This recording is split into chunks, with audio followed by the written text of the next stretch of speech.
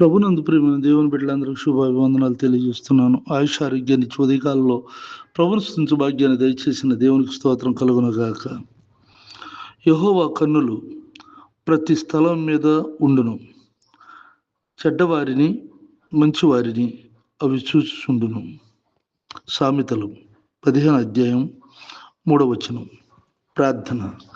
కృపగలిగిన మా తండ్రి, దయగలిగిన ప్రభా, ఈ ప్రార్థనలు ఏకీవిస్తున్న నీ బిడ్డలందరినీ దీవించి ఆశీర్వదించండి.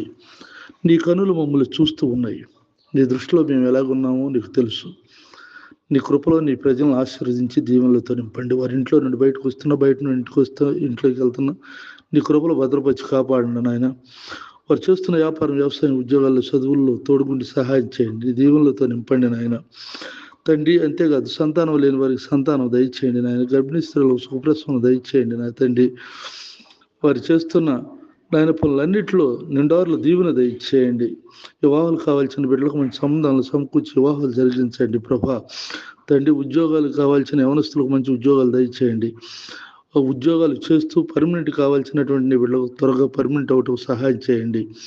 అంతేకాక నా తండ్రి నాయన వృద్ధాప్యంలో ఉన్న వారికి మంచి ఆరోగ్యం ఇచ్చి కాపాడండి నాయన తండ్రి. నీకు వందనాలు నా తండ్రి. ఆర్థిక ఇబ్బందులు, అప్పులు, సమస్యల్లో ఉన్న వారికి నాయన విడిపించి నెమ్మదిని, శాంతిని దయచేయమని రాత్రి ప్రార్థిస్తున్నాను.